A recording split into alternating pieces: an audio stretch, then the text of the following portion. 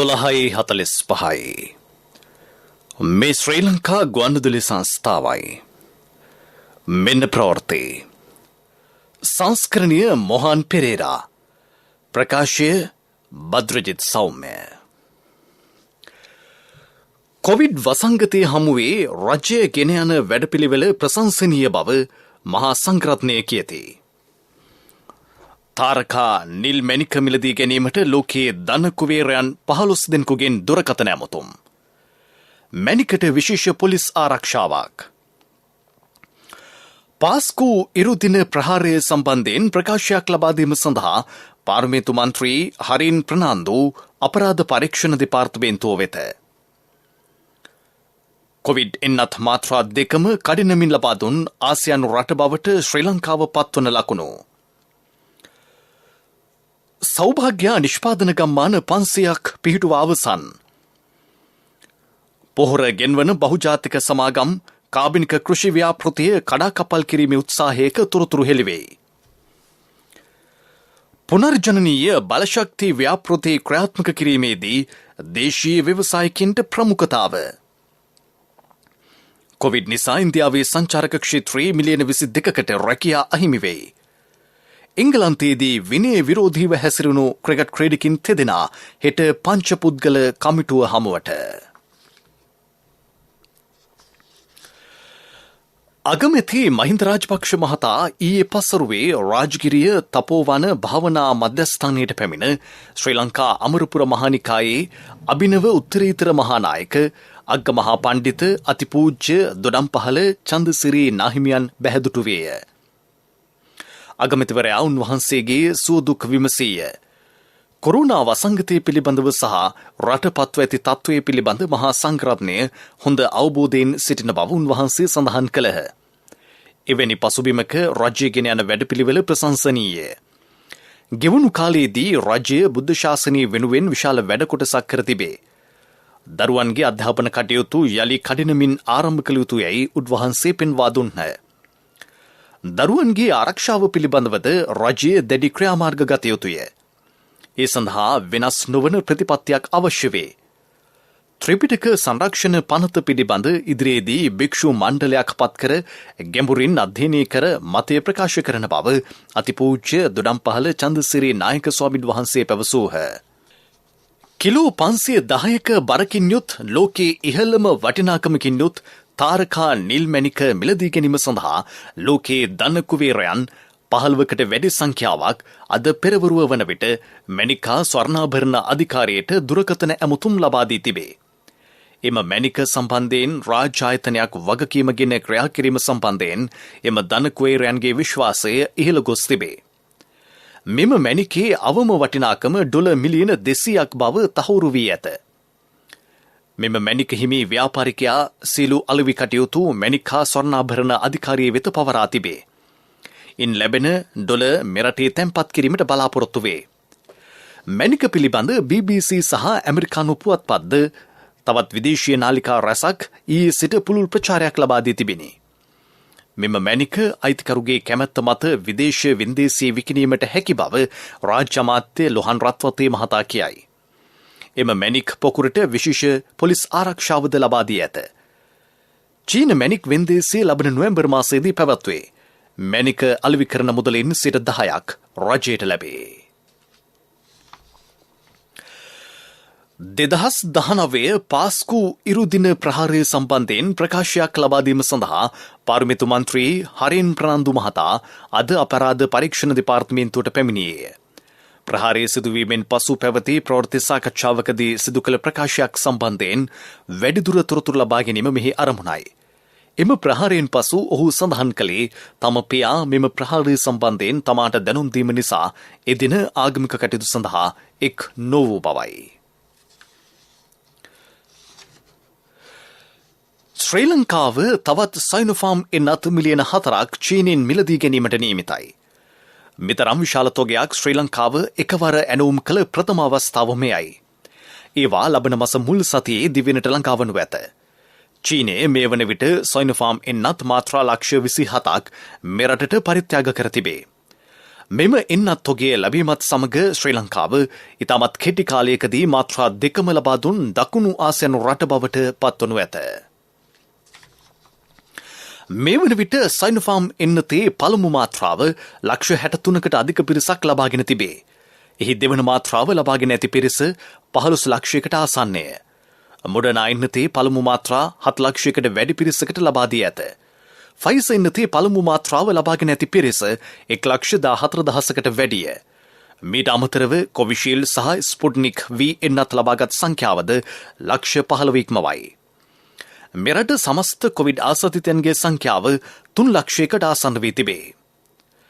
විදේශ සේවා නියුක්තිකාරංශයේ ලියාපදිංචි වී විදේශ රැකියා සඳහා පිටත්ව යාමට නියමිත පුද්ගලයන්ට කොවිඩ් එන්නත ලබා දීම අද සිට නාරාහෙම්පිට යුද හමුදා රෝහලේදී සිදු කරන බව යුද හමුදාපති ජෙනරාල් ශවින්ද්‍ර සිල්වා මහතා පවසයි. විශේෂයෙන්ම විදේශ විශ්වවිද්‍යාලවලට අයදුම්පත් ලබාගෙන මේ වන විට ඒ ප්‍රවේශයන් යාමට බලාපොරොත්තු සිටින ශිෂ්‍ය ශිෂ්‍යාවන්ට පසුගිය කාලය පුරාටම ශ්‍රී ලංකා යුද හමුදාවේ නාරහෙම්පිට ප්‍රධාන රෝහලෙන් ඔවුන්ගේ එන්නත් ලබා දීමක් කරනු ලැබුවා. මේ වන විටත් ඒ කරගෙන යනු ලබනවා. ඊට අමතරව විදේශ රැකියාවන් සඳහා විදේශ සේවා කාර්යාංශය යටතේ යාමට බලාපොරොත්තු වෙන ශ්‍රී ලංකාවේ කොවිඩ් කාර්ය සාධක බලකා ක්‍රියානද මධ්‍යස්ථ සඳහා රෙජිස්ටර් වෙලා හිටපු ඒ අයවලුන් සඳහා සහ විදේශ රැකියා සඳහා යාමට බලාපොරොත්තු සිටින අයවලුන්ට යුද හමුදා නාරහෙම්පිට රෝහලේ එන්නත් අද පටන් අපි ලබා දීමට බලාපොරොත්තු වෙන සිටිනවා. මේ අතර මධ්‍යම පළාතේ මහනුවර, නුවරඑළිය හා මාතලේ දිස්ත්‍රික්කවල සමස්ත කොවිඩ් ආසාදිත සංඛ්‍යාව 31,000 ඉක්මවා තිබේ. එම පළාතේ වැඩිම කොවිඩ් ආසාදිතයන් වාර්තා වන්නේ මහනුවර දිස්ත්‍රික්කයේනි. ගර්භණී කාන්තාවන්ද කොවිඩ් එන්නත ලබා ගැනීමේ වැඩපිළිවෙලට බියක් නොමැතිව එක් විය යුතුයයි සෞඛ්‍යාංශය සඳහන් කරයි. මෙම එන්නතෙන් ගර්භණී කාන්තාවන්ට කිසිදු ගැටලුවක් වාර්තා වී නැතයි විශේෂඥ වෛද්‍යවරු කියති. මේ ප්‍රවෘත්ති ශ්‍රී ලංකා ගුවන්විදුලි සංස්ථාවෙන්.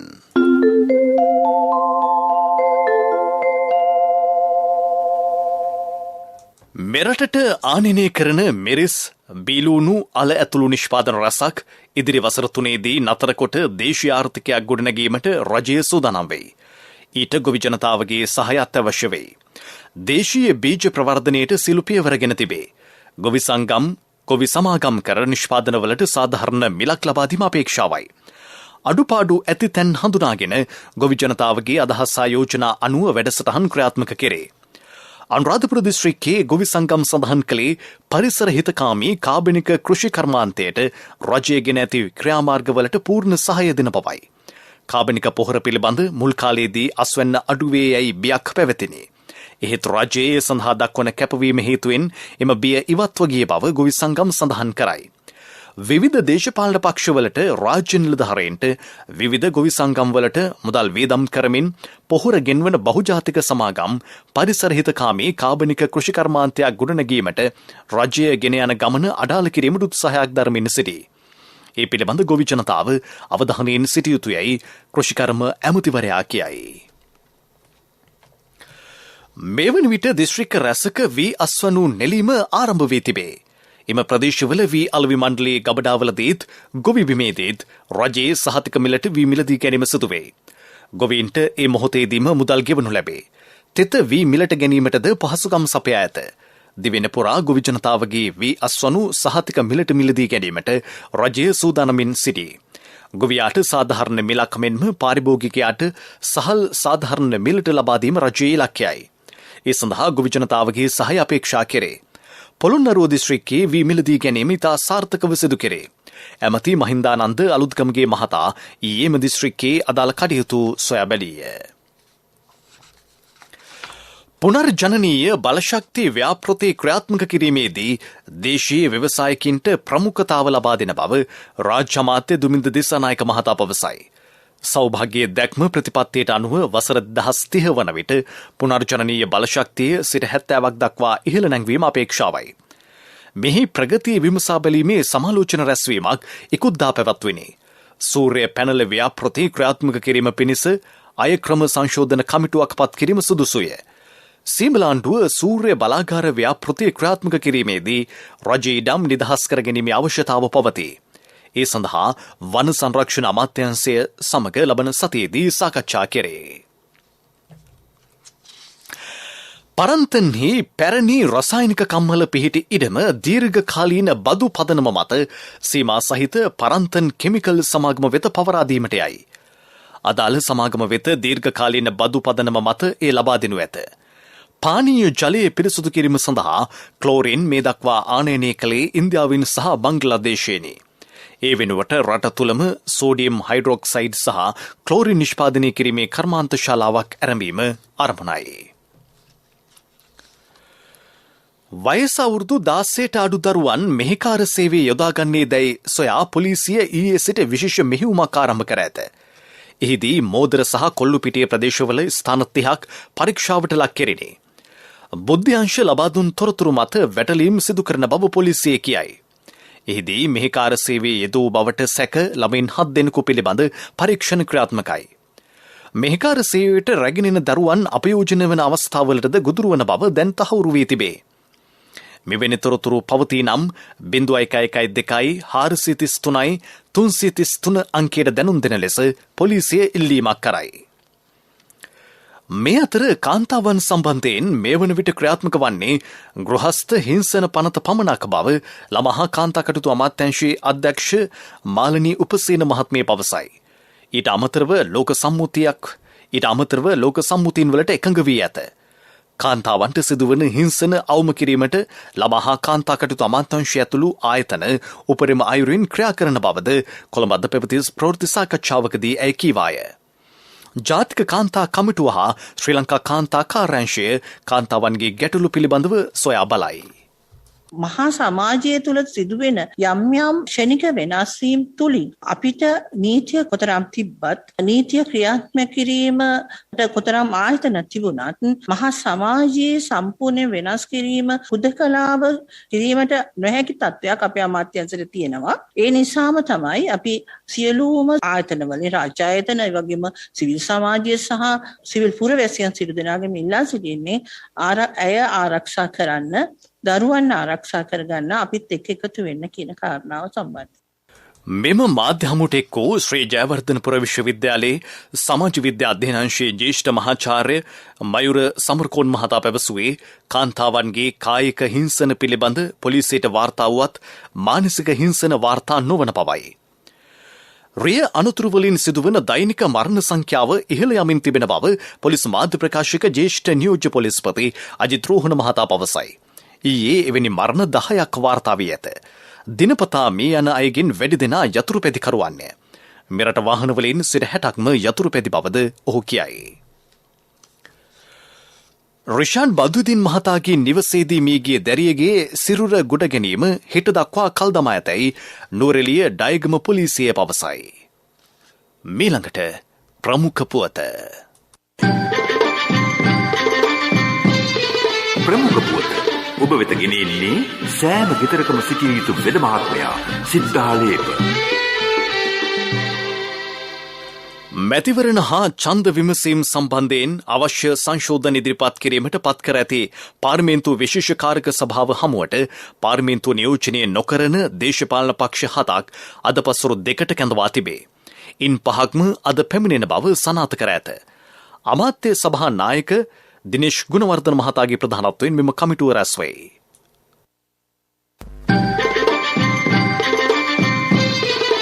ප්‍රමුඛ පුවත ඔබ වෙත ගෙන ආවේ සෑම ගෙදරකම සිටිය යුතු වෙද මහත්මයා සිද්ධාලේප. ශක්ති හඬ අවධානය පිණිසයි. සෞභාග්‍ය නිෂ්පාදන ගම්මාන වැඩපිළිවෙල යටතේ අද වන විට නිෂ්පාදන ගම්මාන 500ම සම්පූර්ණ කිරීමට හැකි වූ බව සමෘද්ධි ගෘහාර්ථික ශුද්‍ර මුල්‍ය හා ව්‍යාපාර සංවර්ධන රාජ්‍ය අමාත්‍යාංශයේ ලේකම් නීල් හපුහින්න මහතා පවසයි. මේ යටතේ 50,000ක පමණ ප්‍රතිලාභීන් පිරිසක් ඉලක්ක කර ඇත. මීළඟ අදියරේදී තවත් නිෂ්පාදන ගම්මාන 1000ක් ආරම්භ කෙරේ. ඒ ලබන වසරේදී ක්‍රියාත්මක කරන බව ඔහු කීවේය. මෙම නිෂ්පාදන ගම්මාන හරහා වසර 2024 වන විට රුපියල් මිලියන 50,000ක ආදායමක් මෙරට ආර්ථිකයට එක්වනු ඇතැයි විශ්වාස කෙරේ.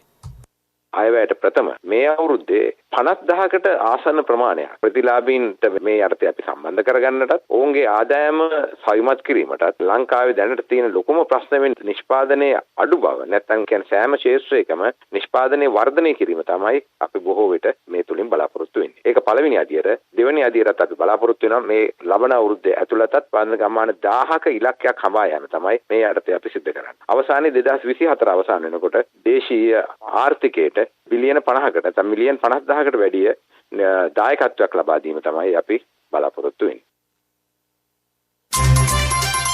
විදෙස් පුවත්.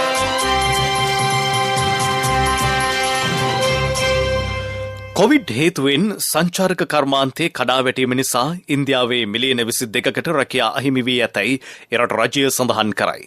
මෙම දත්ත සටහන් වන්නේ ඉකුත් වසරේ අප්‍රේල් මාසයේ සිට එම වසරේ දෙසැම්බර් මාසයේ දක්වායි.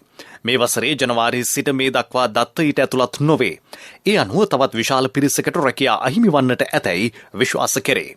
සංචාරක කර්මාන්තයෙන් එරටට ලැබුණු ආදායම 43%කින් පහළ වැටී ඇත. මේ අතර යුරෝපා සංගමයට අයත් රටවල 70%කට වැඩි පිරිසකට කොවිඩ් එන්නතේ පළමු මාත්‍රාව ලබා දී ඇතැයි යුරෝපා කොමිසමේ සභාපති උර්සුලා වොන්ඩර්ලියන් මහත්මිය පවසයි. ඉන්දියාවේ උත්තර ප්‍රදේශයේදී ට්‍රක් රථයක් බස් රථයක ගැටීම නිසා පුද්ගලයෝ 18 දෙනෙක් මේ යතේ. ලක්නව් සහ අයෝධ්‍යා අතර අධිවේගී මාර්ගයේදී මධ්‍යම රාත්‍රියේ අනතුරු සිදු වී ඇත.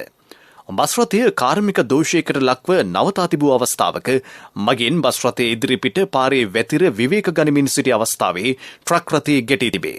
මෙම අනතුර සම්බන්ධයෙන් අගමැති නරේන්ද්‍ර මෝදි මහතාද දැඩි සංවේගය පළ කර ඇත.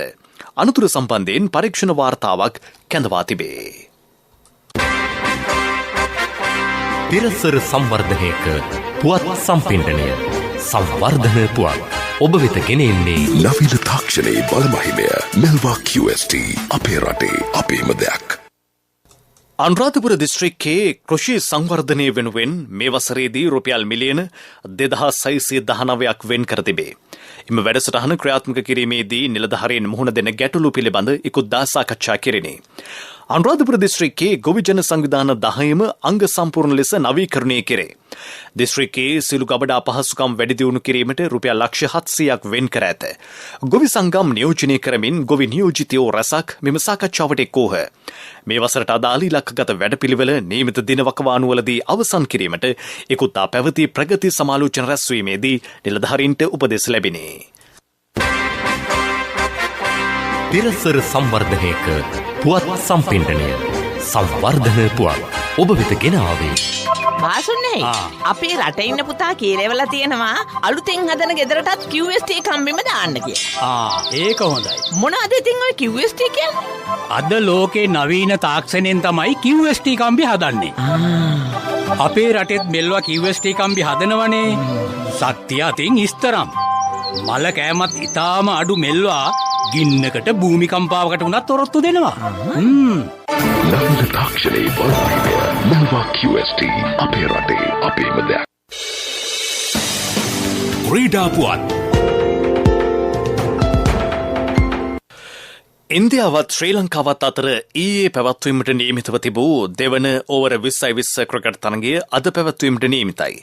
ඉන්දිය පිලේ ක්‍රොනල් පාන්ඩේ කොවිඩ් ආසාදිතයෙකු බව සනාථ වීමත් සමග ඔහු සමග සිටි ක්‍රීඩකින් 8 දෙනාම PCR පරීක්ෂාවට ලක් කෙරිණි.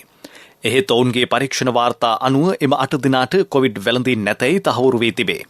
මෙම තරගයට සහ හෙට පැවැත්වන 2020 තරගයට බානුක රාජපක්ෂ සහභාගී නොවන බව වාර්තා වේ. මේ අතර දැන් එංගලන්තයේ සංචාරය කරන ඉන්දිය කණ්ඩායම සමග මෙරටදී දස්කම් දැක් වූ ප්‍රිතු ෂෝ සහ සූර්ය කුමාර් යාදෙව් එක්වීමට නියමිතයි. ක්‍රිකට් තහනමකට ලක්ව සිටින නිරෝක්ෂන් දික්වැල්ල කුසල් මෙන්ඩිස් ධනුෂ්ක ගුණතිලක යන තිදෙනා හෙට ශ්‍රී ලංකා ක්‍රිකට් ආයතනයට කැඳවා ඇති බව වාර්තා වේ. එංගලන්තයේදී විනය විරෝධීව හැසිරීම නිසා ඔවුන්ව තාවකාලික තරඟ තහනමකට ලක් කළේය. මේ සම්බන්ධයෙන් පරීක්ෂා කිරීමට පත් කළ විශ්‍රාමික ශ්‍රේෂ්ඨාධිකරණ විනිසුරු නිමල් දිසානායක මහතාගේ සහභාගීත්වයෙන් යුත් පංච පුද්ගල කමිටුව හමුවේ ඔවුන් කරුණු දැක්වීමට නියමිතයි. මීට පෙරමිම ක්‍රීඩකින් තිදෙනා තමන් අතින් වරද දෙකක් සිදු වූ බව පිළිගනිමින් සමාව ඉල්ලා ලිපියක් යොමු කළ බවද වාර්තා වේ. ටෝකියෝ ඔලිම්පික් ක්‍රීඩාවලේ පදක්කම්ල ස්තුවේ පෙරමුණ ගෙන සිටින්නේ සත්කාරක ජපානයයි. මේට ස්වල්ප වේලාවකට පෙර ඔවුන් රන් පදක්කම් 11ක්, රිදි පදක්කම් 4ක් සහ ලෝකඩ පදක්කම් 5ක් සමගින් මුළු පදක්කම් 20ක් දිනා සිටියේය. ඇමරිකාව රන් 10ක්, රිදි 10ක්, ලෝකඩ 9ක් සමගින් මුළු පදක්කම් 29කට හිමිකම් කියයි. ඔවුන් දෙවනි ස්ථානයේ පසුවේ. චීනය රන් පදක්කම් 10ක් සමගින් මුළු පදක්කම් 23ක් දිනා තුන්වැනි ස්ථානයේ සිටී. ව්‍යාපාරික පුවත් ඔබ වෙත ගෙන එන්නේ ජාතික ඉතිරිකිරීමේ බැංකුවෙන් ඔබ වෙත ගෙනේන සියල් සපිරි ඇප් එක NSB Pay. මෙරට ප්‍රමුඛතම වාණිජ්‍ය බැංකුවක් වන DFCC බැංකුව DFCC ලීසිං ෆ්ලෑෂ් ප්‍රමෝ නමයින් සුවිශේෂී මාර්ගගත ලීසිං ප්‍රවර්ධන වැඩසටහනක් ලබන 30 වෙනිදා පැවැත්වීමට සැලසුම් කර තිබේ. පැය 24කට සීමා වන මෙම වැඩසටහන මගින් පවතින ලීසිං අනුපාතවලට වඩා 0.5ක අඩු අනුපාතයක් යටතේ ගනුදෙනුකරුවන්ට ලීසිං පහසුකම් ලබා දීමට නියමිතයි. ඒ යටතේ වාර්ෂික පොලි අනුපාතය 8.5 සිට ඉහළට ලීසිං පහසුකම් ලබා ගැනීමට ගනුදෙනුකරුවන්ට සුවිශේෂී අවස්ථාවක් ලැබේ. මෙම ප්‍රවර්ධන වැඩසටහන යටතේ ලීසිං පහසුකම් ලබා ගැනීමට කැමති ගනුදෙනුකරුවන් www.dfcc.lk වෙබ් අඩවිය වෙත පිවිස ලියාපදිංචි විය යුතුය. ලබන 30 වනදා ලියාපදිංචි වී දින 60ක් තුළ ලීසිං පහසුකම් සඳහා අයදුම් කරන ගනුදෙනුකරුවන්ට සාමාන්‍ය පොලි අනුපාතයට වඩා 0.5ක් අඩුවෙන් ණය ලබාගත හැකිය. ව්‍යාපාරික පුවත් ඔබ වෙත ගෙන ආවේ ඔබේ සියලුම බැංකු කටයුතු වඩාත් සුරක්ෂිතව පහසුවෙන් කරගන්න ජාතික ඉතිරිකිරීමේ බැංකුවෙන් ඔබ වෙත ගෙනේන සියල් සපිරි ඇප් එක NSB Pay. මුදල් හුවමාරු, බිල්පත් ගෙවීම්, රේලෝඩ්, ක්‍රෙඩිට් කාඩ් ගෙවීම්, ලංකා QR ආදී සේවාවන් රැසක් සමගින් බැංකු ගිණුම් කිහිපයක් සමග එකවර ලියාපදිංචි වීමේ පහසුකම ඔබ කොතැනක සිටියත් ඔබේ බැංකු කටයුතු එසැනින් කරගන්න ඩිජිටල් විසඳුම Play Store හෝ App Store හරහා දැන් නොමිලේම ඩවුන්ලෝඩ් කරගන්න NSB Pay. වැඩි විස්තර ළඟම පිහිටි ශාඛාවෙන් හෝ 0112 379යි 379 අමතන්න. කොන්දේසි සහිතයි. ආර්ථික පුවත් ආවරණය යුතුයකම් වගකීම් එක්ක සල්ලි ඉතුරු කරන්න ලේසි නෑ. ඔබේ ස්ථාවර තැන්පතට ආකර්ෂණීය පොලියක් හා ආරක්ෂාවක් දෙන්න අපි පොරොන්දු වෙන්නේ ඒකයි. LOLC Finance ස්ථාවර තැන්පතු ඉතිරිය උතුරන්න. 2001 දෙසැම්බර් 13 වෙනි දින නීතිගත කරන ලද LOLC Finance PLC ICRA Lanka limited වෙතින් SLA ස්ථාවර ශ්‍රේණිය ලබා ඇත. 2011 අංක 42 දරන මුදල් ව්‍යාපාර පනත යටතේ ශ්‍රී ලංකා මහා බැංකුවේ මුදල් මණ්ඩලය වෙතින් බලපත්‍රලාභී මුදල් සමාගමකි. කොරෝනා වෛරසයේ සම්පූර්ණයෙන් තුරන් කරන තුරු ලෝකයේ රටවල් ඉන් නිදහස් වීම සහතික කළ නොහැකි බව අන්තර්ජාතික මුල්‍ය අරමුදල කියයි. බොහෝ රටවල් එන්නත් කරණයට වැඩි අවධානය යොමු කර ඇත. ඒ හොඳ ක්‍රියාවලියක් වත් අවසන් රෝගියාද සුවනතුරු ඒ ව්‍යාප්තිය සිදුවනු ඇතැයි එම අරමුදල පෙන්වා දෙයි. මේ වසරේ ලෝක ආර්ථික වර්ධනය 6%කින් පමණ සිදුවනු ඇත. ලබන වසරේදී එය 4.9ක වර්ධනයක් අත්කරගනී. ඉදිරි වසරේදී ඉන්දියාවේ ආර්ථික වර්ධන වේගය ඉලක්කගත ප්‍රතිශතයට වඩා 3%කින් අඩුවනු ඇතැයි විශ්වාස කෙරේ. ආර්ථික පුවත් ආවරණය වසන්තයි යන්නේ. ඇයි මල්ලි? මොකද හදිස්සිය? නෑ අයියේ ඉතින් සල්ලි තමයි හදිස්සිය. ඇත්තද? හැබැයි සල්ලි හදිස්සි උනාට මල්ලි හදිස්සි වෙන්න එපා. ඕනම LOLC Finance ශාඛාවක ත්‍රිවිලර් එකේ පොත තියලා එවලේම සල්ලි ගන්න. LOLC Finance වීල් පොතට කෑෂ්, වීල් පොතට එවිලෙම කෑෂ් අතට.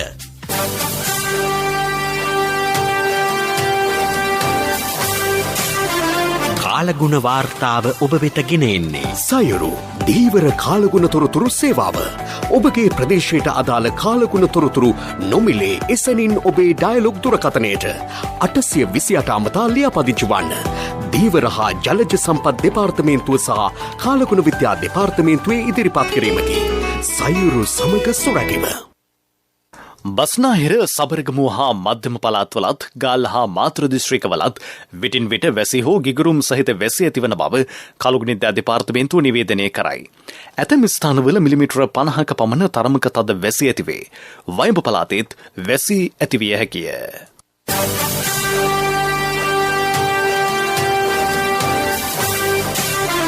කාලගුණ වාර්තාව ඔබ වෙත ගෙන ආවේ සයුරු දීවර කාලගුණ තොරතුරු සේවාව. ඔබගේ ප්‍රදේශයට අදාළ කාලගුණ තොරතුරු නොමිලේ එසැනින් ඔබේ ඩයලොග් දුරකථනයට 828 අමතා ලියාපදිංචි වන්න. දීවර හා ජලජ සම්පත් දෙපාර්තමේන්තුව සහ කාලගුණ විද්‍යා දෙපාර්තමේන්තුවේ ඉදිරිපත් කිරීමකි. සයුරු සමග සොරැගෙන. යළි සිරස්තල. කොවිඩ් වසංගතය හමුවේ රජය ගෙන යන වැඩපිළිවෙල ප්‍රශංසනීය බව මහා සංඝරත්නය කියති. තාරකා නිල් මැණික මිලදී ගැනීමට ලෝකයේ ධන කුවේරයන් 15 දෙනෙකුගෙන් දුරකථන ඇමතුම්. මැණිකට විශේෂ පොලිස් ආරක්ෂාවක්. පාස්කු ඉරුදින ප්‍රහාරය සම්බන්ධයෙන් ප්‍රකාශයක් ලබා දීම සඳහා පාර්ලිමේන්තු මන්ත්‍රී හරින් ප්‍රනාන්දු අපරාධ පරීක්ෂණ දෙපාර්තමේන්තුව වෙත. කොවිඩ් එන්නත් මාත්‍රා 2ම කඩිනමින් ලබා දුන් ආසියානු රට බවට ශ්‍රී ලංකාව පත්වන ලකුණු. සෞභාග්‍ය නිෂ්පාදන ගම්මාන 500 පිහිටුවා අවසන්. පොහොර ගෙන්වන බහුජාතික සමාගම් කාබනික කෘෂි ව්‍යාපෘතිය කඩාකප්පල් කිරීමේ උත්සාහයක තොරතුරු හෙළිවේ. පුනර්ජනනීය බලශක්ති ව්‍යාපෘති ක්‍රියාත්මක කිරීමේදී දේශීය ව්‍යවසායකයන්ට ප්‍රමුඛතාව. කොවිඩ් නිසා ඉන්දියාවේ සංචාරක ක්ෂේත්‍රයේ මිලියන 22කට රැකියා අහිමි වෙයි. එංගලන්තයේදී විනය විරෝධීව හැසිරුණු ක්‍රිකට් රැඩිකින් තිදෙනා හෙට පංච පුද්ගල කමිටුව හමුවට. අපගේ මෙම ප්‍රවෘත්ති ප්‍රකාශය www.slbc.lk වෙබ් අඩවිය ඔස්සේද සවන් දිය හැකියි. දිවා ප්‍රවෘත්ති ඉන් සමාප්තයි. මීළඟ ප්‍රධාන ප්‍රවෘත්ති ප්‍රකාශය සවස 6ට බලාපොරොත්තු වන්න.